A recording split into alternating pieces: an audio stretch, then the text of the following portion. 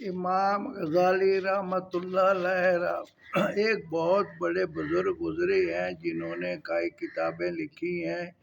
ان کی کتابیں بہت مشہور ہیں۔ وہ زیادہ تر ایسی کتابیں لکھتے تھے جن میں سبق آموز کہانیاں ہوتی تھیں۔ وہ جیسے جیسے حکایت ہوتی ہے نا، وہ حکایت میں لکھتے تھے۔ جب حکایت میں لوگ پڑھتے تھے تو آخر میں وہ ایک سبق دیتے تھے، بھائی اس طرح آدمی کرنے سے ایسے ایسے سبق ملتا ہے۔ تو ان کی ایک کتاب میں سے ایک حکایت پیش کرتا ہوں۔ امام غزالی رحمۃ اللہ علیہ نے ایک بات بڑے اچھے انداز میں سمجھائی۔ وہ فرماتے ہیں کہ ایک آدمی جا رہا تھا، وہ جنگل میں جا رہا تھا، تو جنگل میں جاتے جاتے شیر اس کے پیچھے آ گیا۔ اس نے جب شیر کو دیکھا تو وہ بھاگا۔ وہ بھاگتا بھاگتا بھاگتا اسے کچھ نظر نہ آیا، تو وہ ایک طرف نگاہ دوڑاتا ہے تو اسے ایک کنواں نظر آتا ہے۔ جھٹ اس نے اس کنویں کے پاس جا کر کنویں میں دیکھا تو ایک رسا لٹک رہا تھا۔ اس نے سوچا چلو اس میں چھلانگ لگاتا ہوں اور رسے کو پکڑ لیتا ہوں۔ اس نے یہ کام کیا کہ جب یہ چلا جائے گا تو میں باہر آ جاؤں گا اور میں بچ جاؤں گا، شیر نہیں تو شیر مجھے کھا جائے گا۔ جب اس نے نیچے دیکھا تو کنویں کے پانی کے اوپر ایک کالا سانپ پھن پھلائے نظر آ رہا تھا۔ وہ ایسے شو شو کر رہا تھا۔ اسے دیکھ کر وہ بہت پریشان ہوا اور اس کو اپنی جان کے لالے پڑ گئے۔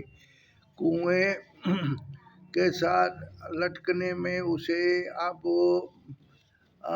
بہت خوف آ رہا تھا۔ اوپر جاتا ہے تو شیر کھاتا ہے، نیچے جاتا ہے تو سانپ اسے ڈسنا شروع کرتا ہے۔ تھوڑی دیر بعد اس نے دیکھا کہ کنویں کے منڈیر کے پاس کچھ ہے۔ جب اس نے غور سے دیکھا تو وہ گھاس تھی۔ اس نے کہا چلو اس گھاس کا سہارا لیتے ہیں۔ اس نے دونوں ہاتھوں سے اس گھاس کو مضبوطی سے پکڑ لیا اور لٹک کر کھڑا ہو گیا۔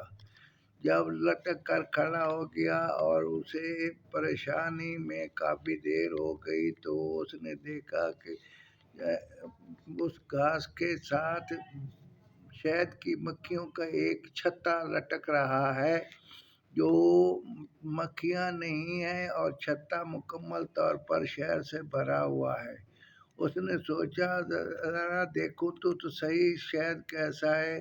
جب اس نے چکھا شہد میٹھا اور صاف بہترین تھا۔ چنانچہ اس نے ایک ہاتھ سے گھاس کو پکڑا اور مضبوطی سے تھاما اور دوسرے ہاتھ سے شہد کھانے میں مشغول ہو گیا۔ وہ شہد کو توڑتا اور منہ میں لے جاتا، حتیٰ کہ وہ کھاتا کھاتا اسے یہ بھی یاد نہ رہا کہ شیر باہر ہے اور نانگ نیچے ہے۔ اسے شہد کا بھی یاد نہ رہا اور نانگ کا بھی نہ رہا۔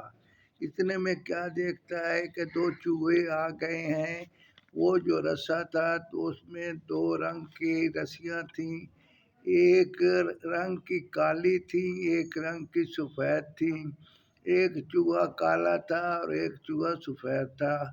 سفید چوہا سفید رسی کو کاٹتا تھا اور کالا چوہا کالی رسی کو کاٹتا تھا، حتیٰ کہ وہ اسی میں لگے ہوئے تھے۔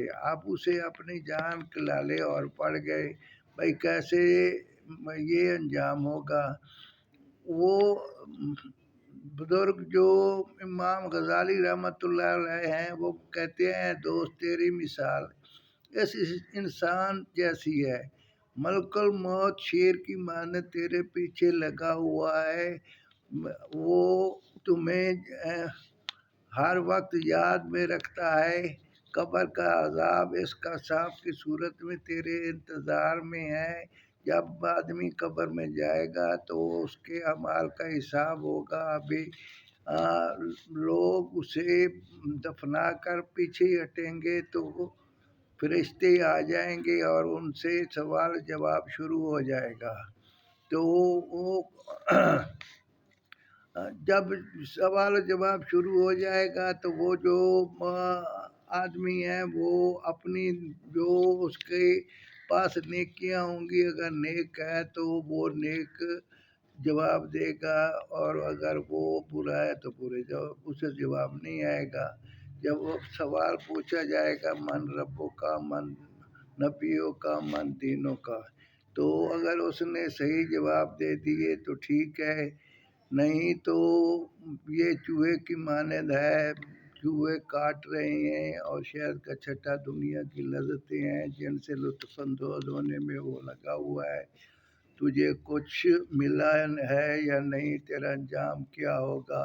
واقعی انسان دنیا کی لذتوں میں ایسا پھنس گیا ہے، ایسا پھنس گیا ہے کہ اسے رب کو ناراض کرنا تو کجا اسے نیکی کا خوف کرنے کا کوئی ڈھنگ بھی نہیں. اسے یہ خوف بھی نہیں کہ میرے پاس نیکیاں ہیں یا نہیں ہیں، میں نے قبر کی تیاری کرنی ہے یا نہیں ہے. وہ دنیا کی لذتوں میں پھنسا ہوا ہے اور کوئی اچھے عہدے اور شہرت میں تلاش میں ہے. یہی لذتیں انسان کو آخرت سے غافل کر دیتی ہیں. اس لیے جہاں ترک دنیا کا لفظ آئے گا اس سے مراد ترک لذت ہوگا. دل چار قسم کے ہیں. ایک صاف دل جو روشن چراغ کی طرح چمک رہا ہے. دوسرا وہ دل جو غافل ہے اور خلاف میں آلودہ ہے. تیسرا وہ دل جو الٹے ہوا کی طرح ہے. چوتھا دل جو مخلوط ہے. پہلا دل مومن کا ہے جو پوری طرح نورانی ہے. دوسرا کافر کا دل جس پر پردے پڑے ہوئے ہیں. تیسرا منافق کا دل ہے جو جانتا ہے اور انکار کرتا ہے. چوتھا اس منافق کا جس میں ایمان اور نفاق دونوں جمع ہے. ایمان کی مثال اس سبزے کی طرح ہے جو پاکیزہ پانی سے بڑھ رہا ہے. نفاق کی مثال اس گھوڑے کی طرح ہے جس کے پیپ پر خون بڑھتا جا رہا ہے. درد سے بندہ مارے دھاڑ دھاڑ کر رہا ہے. وہ نہ پھٹتا ہے نہ آرام آتا ہے. اب جو مادہ بڑھ گیا تو دوسرے پر غالب آ جاتا ہے. تو اس حدیث کی اسناد عمدہ ہے. تفسیر ابن کثیر میں ہے. ایک اللہ والے نے فرمایا پہلے خوب نادم اور شرمندہ ہو کر استغفار کرو، استغفار پڑھو. استغفر اللہ الذی لا الہ الا هو الحی القیوم واتوب الیہ. یہ بہت اچھا استغفار ہے.